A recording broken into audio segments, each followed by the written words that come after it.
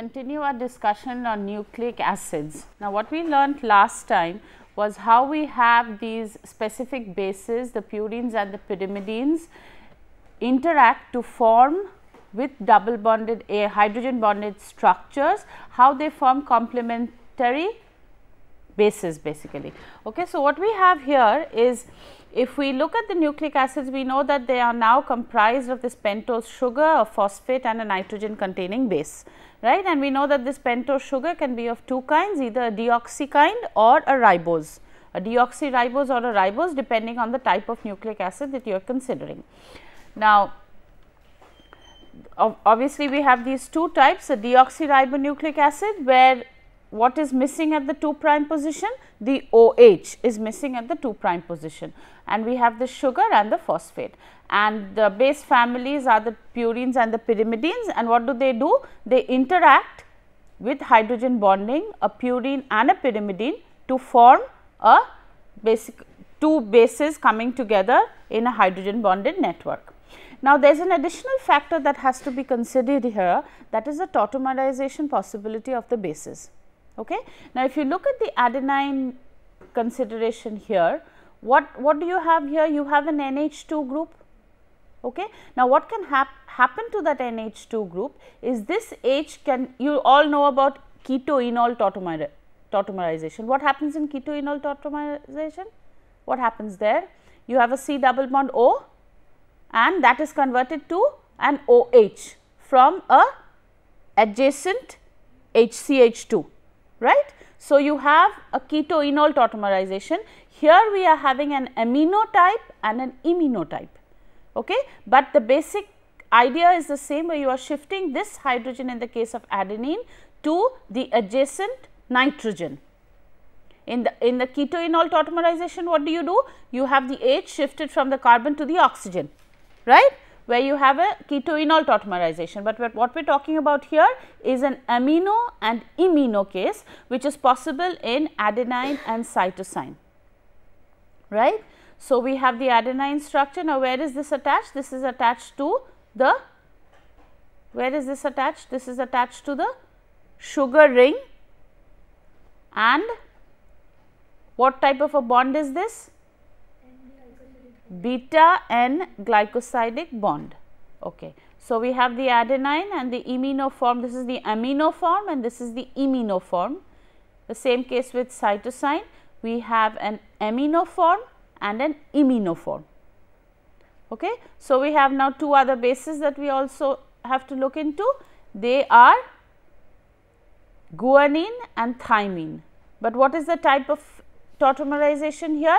It is a keto-enol type of tautomerization. Okay. So, when we are looking at the bond here, what do we have?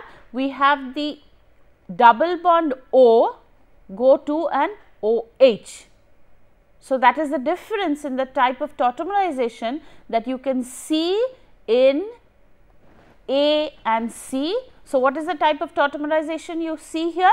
It is an amino-imino type of tautomerization, where your hydrogen is shifted from the amine group to form an imine. Okay. So, we have this H shifted, this H shifted in cytosine. So, when we have A and C, we have amino-imino type of tautomerization, but when we are talking about guanine and thymine, we have keto-enol type of tautomerization, where the keto group here becomes OH. In guanine, in this purine, and in thymine, the pyrimidine, again we have the double bond O, the adjacent H goes to the keto C double bond O to form the enol. Okay. So, this is, you understand that since we are talking about the hydrogen bonding between the bases, this becomes an important factor. Okay. This is why we have to consider the tautomerization, because what you are doing is you are shifting the position of the hydrogen. Now, in shifting the position of the hydrogen, what are you doing? You are either disrupting a hydrogen bond or you are making a hydrogen bond feasible in a sense. Okay. So, if we look at the linkages, I will show you the hydrogen bond formation in a minute, but we considered the polymer formation in our last class, and what did we find? We find that this 3 prime end, what happens to the free OH? What does this free OH do? It goes and attacks a triphosphate, the alpha phosphate of the triphosphate, releasing the pyrophosphate and attaching the next nucleotide. What are we doing then? From these mononucleotides, we are building up our polynucleotide. Okay? So, we go from the 5 prime to the 3 prime end, and we will see how the other strand of DNA is the opposite of this. Okay? The 5 prime is at the bottom here and the 3 prime up there, and then we have the complementarity of the strands. That is what we are going to look at today. Now, in this, what do we have common here? I mentioned this last time. We have, what is this orientation that has been shown here? Is it a syn orientation or an anti orientation? It is a syn orientation. The anti orientation will have a rotation about which bond? About the beta N glycosidic bond. Remember, we mentioned about the types of flexibility, the types of angles of rotation that we can have, right?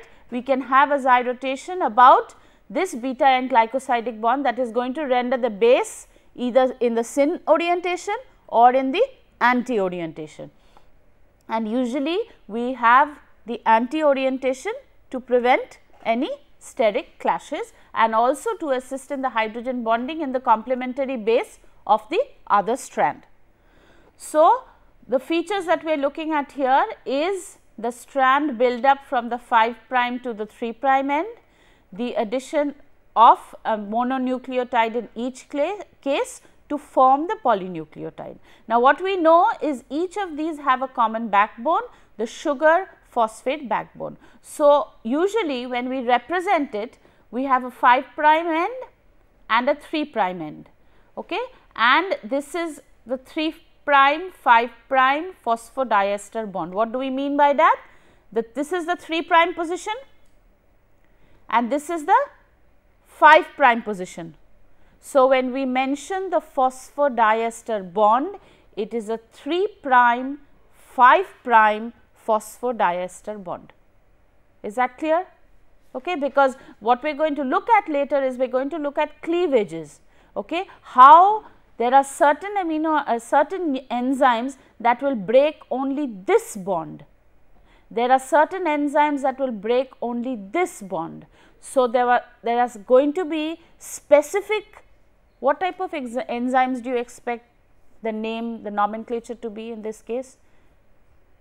You are working on nucleic acids. So, what is the enzyme going to be? A nuclease, right? We have studied the mechanism of ribonuclease before. What did that work on? That worked on RNA, ribonucleic acid. So, when we are going to cleave or we are going to look at the cleavage of the nucleases, if it is going to cleave ribonucleic acid, then we will have a ribonuclease. If it is going to cleave a deoxyribonucleic acid, what are we going to have? A deoxyribonuclease, as simple as that. Okay. But what is the structure that I have here? Is it a DNA or an RNA? It is an RNA. Why? Because the OH is there, as simple as that. Okay. So, now when we have a representation, you know what the 3 prime 5 prime phosphodiester bond means. This is the phosphodiester bond, 3 prime 5 prime. If you have an addition, it is going to be added on this side, right? Just similar to how we had the polypeptide nomenclature. You had the amino terminal and you had the C terminal. Here you have what is called a 5 prime end and a 3 prime end. Now, usually you know that you have a sugar and you know that you have a phosphate. So, even though this is a certain representation that is easier to understand how the cleavage actually occurs, you usually do not even write this. You just write the bases. Like I mentioned last time, instead of the polypeptide sequence with the peptide bonds and so on and so forth, you do not write the peptide bonds, you just write the specific amino acids that are linked to one another, because you know they are all linked in the same fashion. The same goes for nucleic acids. You know that they are all linked by 3 prime 5 prime phosphodiester bonds. So, there is no need to write the sugar or the phosphate. So, all you essentially do is simply list what is called the base sequence, instead of just like you would list an amino acid sequence. This is something that we looked at last time, where we have a guanine and a cytosine, we have a thymine and an adenine, okay? And we have in this case 3 hydrogen bonds possible. In this case, we have 2 such hydrogen bonds possible. We also looked at the Hoogsteen base pairing, where we have a different face for the base pairing, and we also have in this case an, what is this? We have 2 purines linked together, where in the normal case, in a Watson Crick case, you would always have a purine linked with a pyrimidine. Here again we have a purine linked with a pyrimidine, and if you notice, what we see is this 6-membered ring of adenine is involved in the Watson Crick base pairing, whereas in the Hoogsteen pairing we have the one nitrogen of the 5-membered ring also take part in the hydrogen bonding between another base. Okay? So, this is what is called the Hoogsteen phase, and this is what we call the Watson Crick phase, and this would be an example of an AU pair. Where would you see an AU pair? In RNA, because uracil is a base in RNA.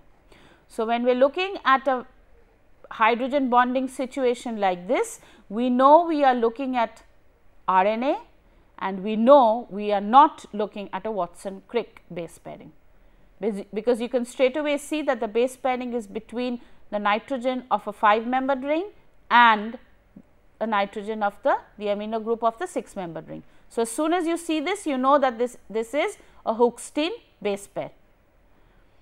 Okay. Now, this is what I mentioned quite quickly last time, but it is extremely important in the 2 strands coming together. What do we have here? Here we have a Watson Crick base pairing. Why? Because we have the 6-membered ring of the adenine of the purine involved in hydrogen bonding.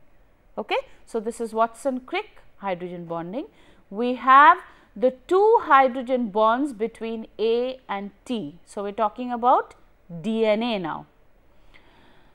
The distance, which is extremely important when we consider how the DNA structure is in its double helical conformation, the distance between the C1 primes of the purine and the pyrimidine is, well, it is actually 10.85 angstroms, but you could call it 11 angstroms.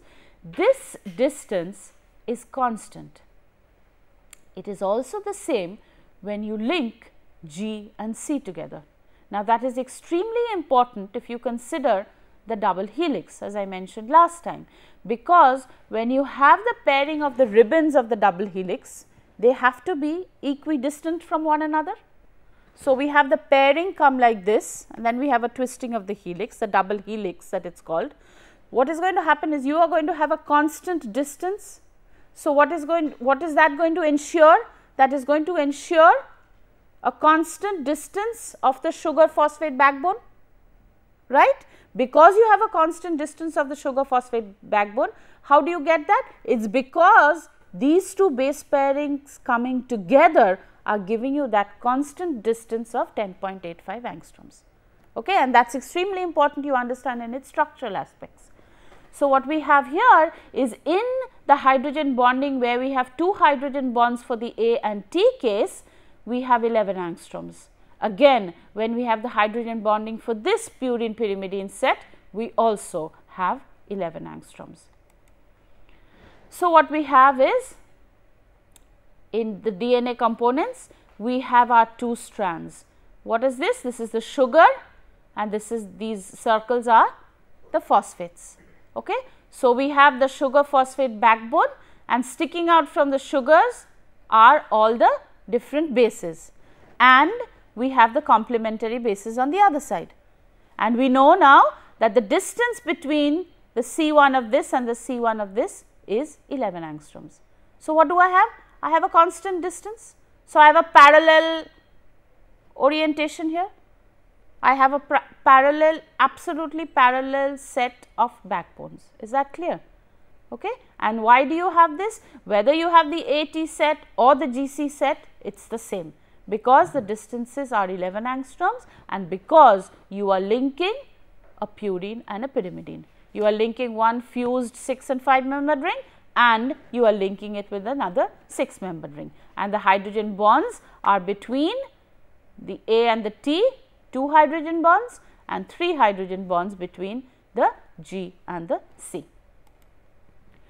So, this is what we have. This is what is usually called a ladder conformation, because it looks like a ladder. So, we have a ladder conformation, and the 5 prime end to the 3 prime end is what is actually synthesized. Okay. This is called the template strand. Okay.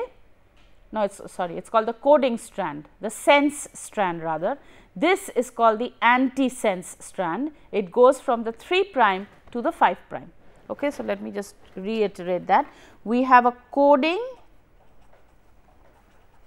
strand that goes from the 5 prime to the 3 prime. We have, this is also known as a sense strand, because that actually has the information. What information am I talking about here? What information does this DNA strand have? It has the information that is going to go from the DNA to the RNA, that is then going to decide what protein has to be made. Okay? So, this has the sense in it, basically, the first strand here. Then we are talking about the other strand, which is the anti-sense strand. The anti-sense strand, it goes from the 3 prime to the 5 prime, and this is also known as the template strand, because it provides the template for the mRNA, the messenger RNA, which we will see in a moment. Okay. So, if we go back to the slides here, we have the ladder conformation here, where we have one nucleotide specified. What does this nucleotide have? It has a sugar, it has a base, it has a phosphate. Okay. And when we consider the double helical structure, this is the double helical structure, where this set of parallel strands are twisting around one another. Okay. So, what we have is we have a constant distance here throughout and a twisting. So, it is called a double helical structure. You have two forms there twisting around one another. And what do we have? We have complementary base pairing, 2 hydrogen bonds for AT, 3 for GC. So, this is what it would look like. We have a sugar phosphate backbone and we have the bases. Now, when we look at this double helical structure, we see that there is a large gap here, this gap. There is a large gap here alternating, right? Because of the orientation or the way the structure is, we have these grooves. These are called grooves. This is what is called the major groove, okay? And this is called the minor groove. So, we have a major groove of DNA, we have a minor groove of DNA, and there are certain interactions between proteins, between other compounds that either set in the minor groove of DNA or they set in the major groove of DNA, depending upon what sort of interactions and obviously the sizes of the compounds or the molecules that we are talking about. So, if we look at the structure, we have a major groove of DNA and we have a minor groove of DNA. Okay. So, now I have just listed here the features of the Watson Crick pairing, because it is going to help us in looking at the distances. We have 2 permitted hydrogen bonds between adenine and thymine, 3 permitted hydrogen bonds between cytosine and guanine. This is something we have seen. The dimensions of the 2 permitted base pairs are similar. The C1 prime to C1 prime distance is nearly identical in both cases. The beta glycosidic bond is attached on the same edge of the base pair, and even though we have the specific hydrogen bonds that are shown for the normal Watson and Crick pairing, you recall that there are other nitrogens also available. For example, the Hookstein pair looks at another nitrogen altogether, right. So, it means there are still other potential hydrogen bonding partners available. Now, this is important because later on these may be involved in interactions with proteins or interactions with other compounds. Okay? And another thing that is important is that the Watson Crick base pair is a planar structure, and this is going to have certain implications in the stacking of the bases in the structure of DNA. Okay? So, these are the features. We have gone through all of these features, and we now know that the structure of DNA looks like this. Okay? So, the double helix, we have 2 nanometers between the strands, we have 1 complete turn, that is 3.4 nanometers, and the distance between the bases is 0.34 nanometers, and we have a major groove and a minor groove. Okay, so, these are the essential features of the double helix. Apart from the Watson Crick base pairing, which is obviously extremely important in its structural aspects, we also have considerations of the major groove and the minor groove, what is called the pitch and what is called the distance between the 2 strands, which is constant because the base pairing, complementary base pairings are constant. Okay? So, these are the features that we have to consider. Another feature that we can look at here is the one, this part on the right. What groove is this? This is the major groove, and so this is the minor groove. Now, if you look at these are actually water molecules. Okay? So, there are other hydrogen bonding possibilities due to what is known as a water spine. Okay? The water spine that follows through the minor groove. Okay? So, we have a spiraling water spine that goes through the minor groove of DNA. Okay? The major groove actually is probably too large for this water molecule to sit in there, and this is a part that is also interacting with the other compounds and the other DNA protein interactions that occur. Okay? So, we have now how can we have these extra hydrogen bonds? What other units do we have? We have other heteroatoms present, right? We have phosphates, we have the phosphodiester bond present, right? That also has an oxygen. Then we have the nitrogen of the bases also, but the bases are within. So, we can also have what is called intercalation. Okay? Now, let me just show you where we can have intercalation. Okay. If we have the bases like this, you see how they are stacked on one another. Okay. So, we have like a stacking part here. Okay. So, when we have the stack of the DNA base pairs, we have them like this stacked one on the other. You can have intercalation. What does intercalation mean? Something that is going to set itself in between. Now, this is very important if you want to design any say drug that is going to cleave the DNA. Okay? Any drug that you want. Now, what is going to happen if you cleave the DNA? If you chop up this DNA, what is going to happen? It is not going to prepare the proper RNA, and that RNA will not be able to form the protein. So, essentially you are going 2 steps back into preventing a protein formation, right. That is a lot of research activities going on here, going on even in this department.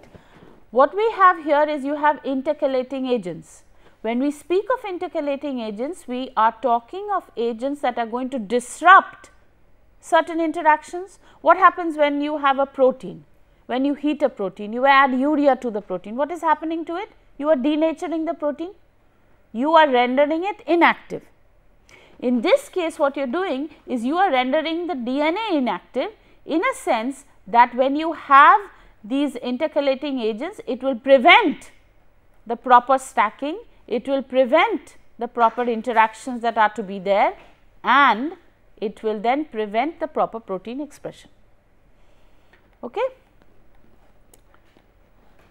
Now, there are 3 types of DNA. The original Watson and Crick model, which just completed 50 years, it was first discovered in 1953, and the paper is available on the net, where you can look at the original paper of Watson and Crick that came out in Nature. You have bDNA, that is actually the most prominent form of DNA. It has 10.5 bases per turn. What are we talking about here? We are talking about a single turn of the double stranded helix that goes up, and there are 10.5 bases per turn. Just like we had a certain pitch of the alpha helix, it is similar to something like that. When we have the aDNA, this is formed when bDNA is chemically treated. It basically does not have those water molecules in the water spine. That is what aDNA is, and it has 11 bases per turn. The zDNA, as it is called, is a left-handed helix with 12 bases per turn, and it usually plays a role in gene expression. So, these are the 3 forms of DNA, and the most common by far is the bDNA. Okay. These are some of the features of the aDNA, bDNA and zDNA. We have a pitch. What is this pitch? What is a pitch? The distance covered by one rotation. So, the aDNA pitch is 2.8 nanometers, the bDNA is 3.4 nanometers, and the 4.5 nanometers for zDNA. The base pair repeats are 11 bases per turn, 10 bases per turn and 12 bases per turn. The twist per base pair, you realize that there is a slight twist as you have the base pair, like you would also have angle disposition for the alpha helix. These are the twists per base pair, and we have a slight base pair tilt, which is not very much in the bDNA, just 4 degrees. Okay? That is a slight base pair tilt. So, the 3 DNAs, we have the bDNA, the aDNA and the zDNA, and the most common structure that we will be considering is just the bDNA. Okay? That has about 10 base pairs per turn, 3.4 nanometers and a base pair tilt of 4 degrees. So, that the double helix of DNA is actually, well, it would not be a secondary structure, that is the structure of DNA, but there are other forms of DNA also. Studies have shown that the native intact form of DNA can be linear and circular. If we look at the double helix here, if it goes straight up and straight down, we would have a linear structure. Now, what happens is, if the 2 ends are covalently joined together, Okay. So, if we chop this up, we are going to get a linear form, right. So, when we have a covalent joining of the two ends of a linear double helix, we obviously will get a circular helix. Okay. Now, the circular helix remains actually in these two forms. This is the tertiary structure of DNA. We have a relaxed form and we have a supercoiled form. Okay. Now, in the supercoiled form, there are certain terminologies that are used, something that you just probably need to know. So, that we have a linking number, we have a twist,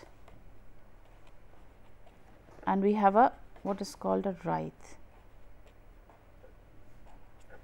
Okay. This is referred to as L, T and W. What happens here is you have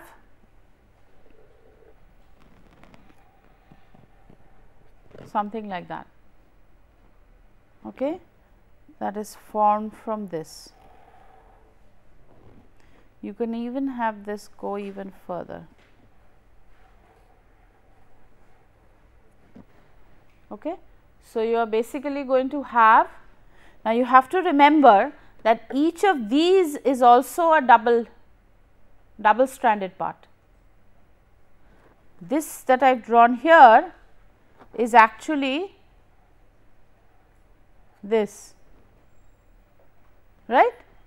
It is the linear part of the DNA that has covalently linked the ends to form this. So, this is actually something like that, right, which you have joined together to form this circular DNA that has then further twisted itself. Writhe is like a ringing motion that you have when you suppose you are squeezing your clothes or something. Okay. So, you would have a link, a twist and a writhe, but the reason why I am telling you this is when we consider the tertiary structure of DNA, see, as you combine this, you can get smaller and smaller parts, structural aspects of DNA. So, what you have is this is useful for the storage of DNA. You cannot have the linear strands all around, right. So, what happens is you have this supercoiled DNA that is actually the way you would have the DNA being stored, okay, because the DNA has to be stored, there has to be this DNA get to RNA, transfer its information to RNA, and this information has to be stored in the DNA. Okay. And because this linear strand does not remain as such, we have what is called supercoiled DNA. Okay. This is when you have DNA duplication. You have these two strands. What is this? What is this region?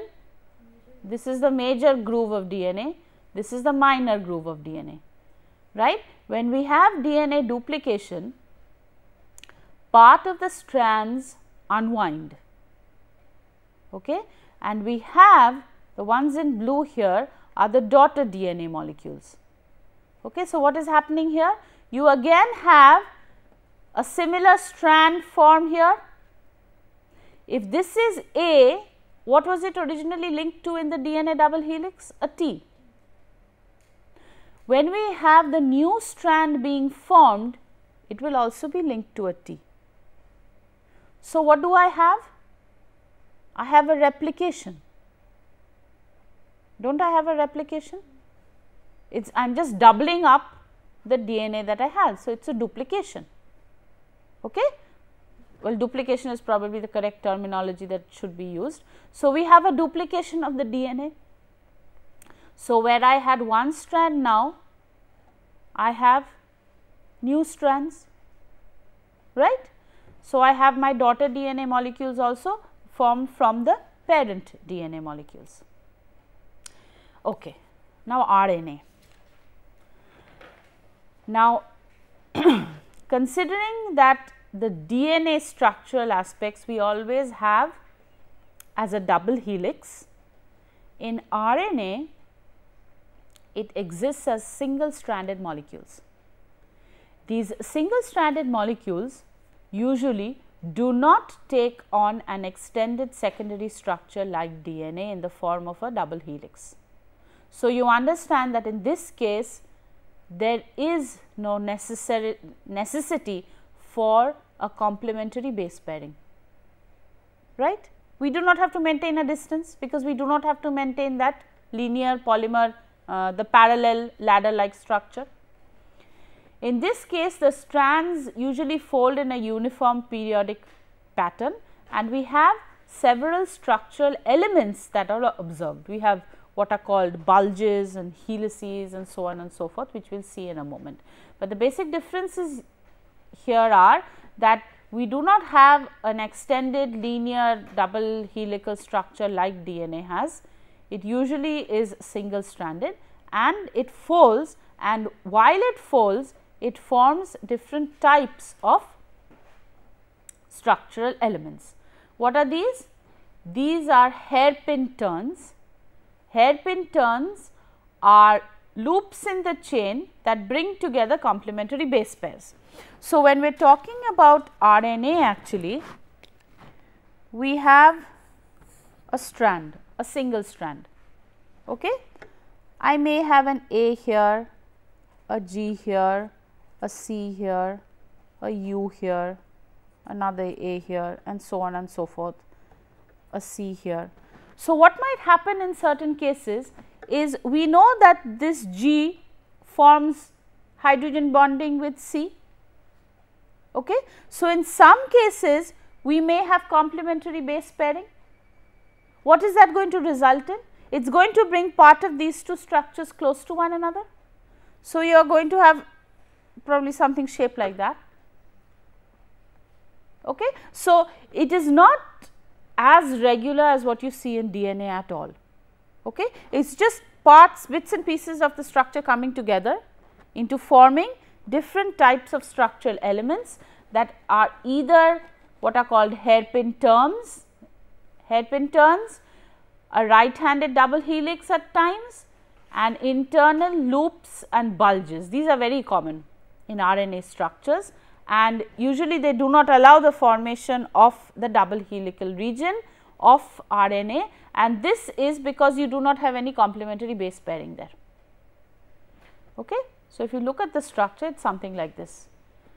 We have a bulge, we have an internal loop, and why do we have this internal loop? Because we do not have any complementary base pairing possible here.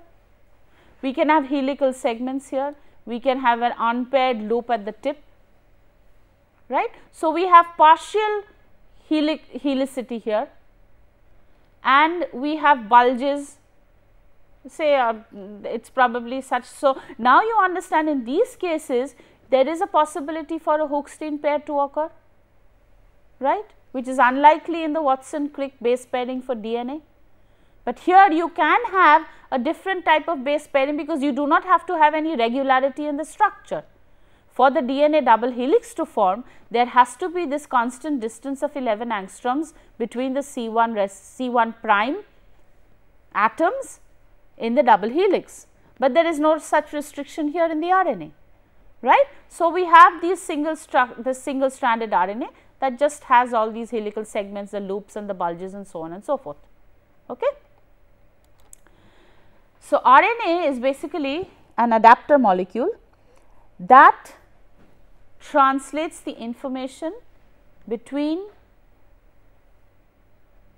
it translates from information in DNA and the protein, right. So, when we go from DNA to RNA, it is called transcription, RNA to protein is translation. Now, we have three types of RNA. This is something probably that you studied in school. You have messenger RNA. Messenger RNA is a transcription. The process of DNA going to RNA is called transcription, and this transcription of the information of DNA, and it carries the information in a temporary format from the DNA. Now, how does this occur? If we look at the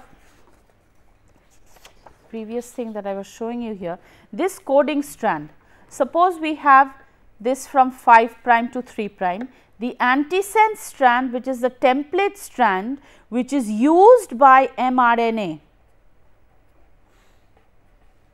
is the 3 prime to 5 prime strand. What happens in this case? Say our coding strand is A, T, G, G, A, or something like that. Then what is the antisense strand going to be? What am I going to have here? T, A, C, C, T, T, right.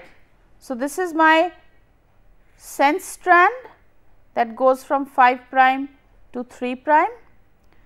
This is my antisense strand that is 3 prime to 5 prime. Then I have my mRNA which actually is linked to the antisense strand. So, what is the code for the mRNA going to be? What is it going to be? Because it is going to be complementary to this now. So, what am I going to get? A, then U, G, G, A, right. Why U? Because now I am speaking of mRNA. So, now when this is going to form the next, so but this information it has taken from this, right, you understand that. This is the sense strand, the coding one, this is the template, this is the mRNA, okay. That is what it does in transcripting the information from the DNA. So, it has taken the information from the DNA now. Okay. We have ribosomal RNA. This actually forms the core of a large molecular machine which makes the proteins. Okay. It has a huge number of proteins, not all of the structures of this have been solved yet. Okay. And remember, you looked at the RNA structure right now, where you had part, what did you have? You had part helices, part bulges and so on and so forth. Well, this looks a lot more complicated when we look at the ribosomal RNA. You will have some bits and pieces like this, and then you have loops like this. If you look at a picture of, I could not get a proper picture. So, it will look like this something, and they are huge, okay. They have associated with them proteins, and these are ribosomal RNAs are actually formed in the ribosomes where they are used to make the proteins, okay. We will not see actually the process of making the proteins, but it is extremely interesting, and if you go to the internet and you type in protein animation, okay, just animation of the synthesis of proteins, you can see how the mRNA and the rRNA and the tRNA, which we will speak about in a moment, all work in tandem to get you the peptide polypeptide chain. The transfer RNA is the smallest type of RNA that has just 64 to 93 nucleotides. Okay. It has what is called a clover leaf structure, which I will show you in a moment, and it is folded up into an L-shaped tertiary structure. We have attached to each tRNA a specific amino acid, okay, and this amino acid is required for the protein chain to grow. Okay. The information present in the tRNA will tell us from the genetic code which amino acid it is supposed to bring to attach to the polypeptide chain. I will show you that in a moment. So, what we have here is we have the smallest type of RNA, the tRNA. It has its classic clover leaf structure. Okay. So, this is what is called the classic clover leaf structure. Okay. This looks like this clover leaf has 1, 2, 3, looks like that. Now, what do we see here? Specific complementary base pairing, okay, but we have these bulges at the two ends. This is what is called the anticodon. Now, what happens here in the anticodon is this is the part that links on with the RNA to get the information as to which polypeptide chain or which amino acid has to be brought. Okay. Now, what I want to show you is, let me just go back here once. This is what is called the genetic code. Okay. Now, in the genetic code, I will just show you what it means. We have something like this. This is the first base pair. Let me just get this right here. We have T, C, A and G. Here we have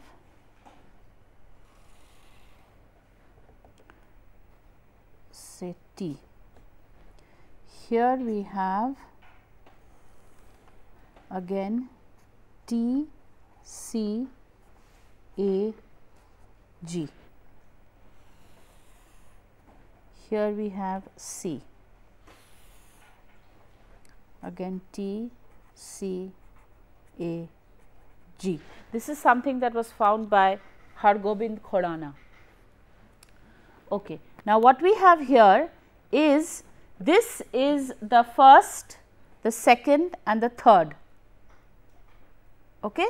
So, what is the first? T, T, T. So, we have T, T, T. The second one will be T, T, C.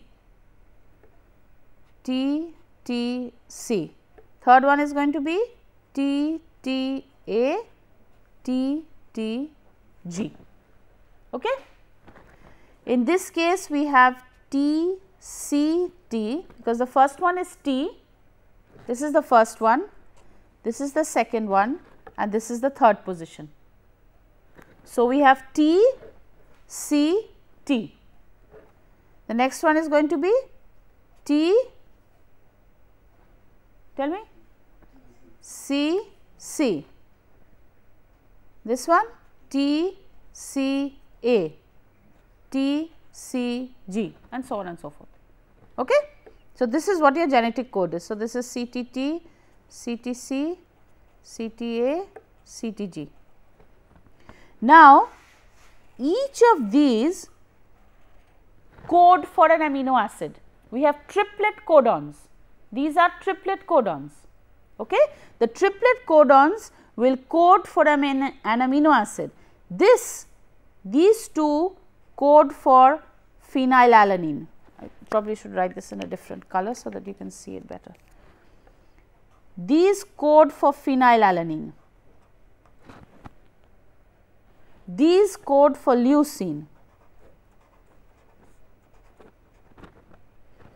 This codes for tyrosine. This codes for tyrosine.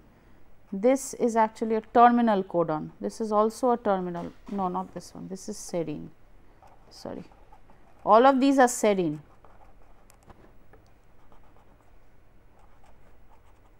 The A ones are your terminal codons. So, you have TAT, TAC, TAA, TAG. And what do we, this is where we have tyrosine, tyrosine, terminal, terminal. So, you understand how many codes am I going to get like this? 64. They will code for 20 amino acids, right. We have an initiation codon and we have a terminal codon. The terminal codon, okay.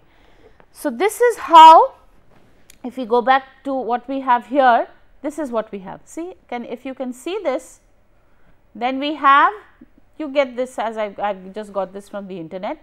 You have this coding for phenylalanine, this for leucine and so on and so forth. Now, the interesting thing here is that you see for this case the third base actually does not matter. Why does the third base not matter? If you look at the leucine codes, just look at them. The CTT, CTC, CTA, CTG all give you leucine, right. So, it means that this base may be something else. And where is this base? This base is in our part here. This is the triplet codon. It is the anticodon for that triplet that is for the specific amino acid. What did we see in the genetic code? We had a triplet that corresponds to an amino acid. That amino acid is what is used for your polypeptide chain, or rather your protein synthesis. Okay. So, if we just summarize here in a comparison of the structures, we have the sugar. For DNA we have deoxyribose and we have ribose for RNA. The bases are A, G, T, C and here A, G, U, C. The strands are double stranded with base pairing. Here RNA is single stranded. This forms a helix, this does not. Okay? We will stop here for this class. Thank you. We are going to have certain other interactions that are going to be responsible for the double helix to maintain its structure in solution. Now, the forces that actually result in the DNA structure are electrostatic forces that are mainly repulsion forces. Now, can you guess why we would call them repulsive forces? Why would the electrostatic forces in the case of DNA or the structure of DNA that I showed on the previous slide be called repulsive? What do we have in the backbone? We have sugar phosphate. What is the charge on these phosphates? They are all negative. So, the strands would tend to be as far away as possible, right, which is going to result in an electrostatic force that is going to be basically a repulsion. We have hydrophobic forces, we have hydrogen bonds obviously between the bases and also possible between the other heteroatoms present in the bases with the water that is around, and we have stacking interactions between the bases. Between the bases at different levels. Now, considering the properties of the Watson Crick base pairing, the base pairings are planar. Okay. So, in the resulting planarity that we have between the GC and the AT pairs, we are going to see a stacking interaction that again can be disrupted with any agent that penetrates this region between the bases. So, we have these 4 types of forces that actually determine the DNA structure. Now, the base pairs are usually found in the interior of the helix, okay, which is going to result in the stacking interactions between the bases. The charged and hydrophilic sugar phosphate backbone are on the exterior, which results in the electrostatic repulsion of the strands. The phosphates from the 2 strands would obviously be as far away as possible. Why? Because they are negatively charged and they would reduce the electrostatic repulsion if they would be as far apart as possible. Some of this is neutralized by polyamines. Why would they be neutralized by polyamines or magnesium? Because they would be positively charged, they would counteract the negative charge of the phosphate and result in stabilization. Usually we have magnesium and polyamines that would result in the stability of DNA. So, DNA actually is quite stable, and in mild acid solutions at pH 4, in this case we have a different kind of hydrolysis, whereby the purine bases themselves are hydrolyzed. Okay. Since the OH is absent at the 2' position, unlike RNA, what happens in this case, the beta glycosidic bond to the purine bases are hydrolyzed, and we also have protonation of the purine bases. Now, what is going to happen if you are going to have protonation of the purine bases at the acidic solution? You are going to disrupt the hydrogen bonding, right, as a result of which you are going to have this hydrolysis, which leaves your purines protonated, that is going to act as a good leaving group, and you are going to have an isomerization of the depurinated sugar. This is the hydrolyzed sugar, where you are going to have, what is this 5' and what does this signify? What does this 5' and 3' end signify? It signifies that this is part of a DNA strand, right. You do not have the OH here. So, this is part of the DNA strand, and this occurs under mild acidic conditions where there is a protonation of the purine is lost, and what happens is this sugar now that is on the left hand side, which is depurinated, isomerizes to an open chain form. So, what have you done in mild acidic conditions? You have not only depurinated your DNA, you have also opened up the sugar, right. So, that could basically be a problem. What happens in RNA? This is RNA now, right. So, in the RNA, what is this doing now? This is in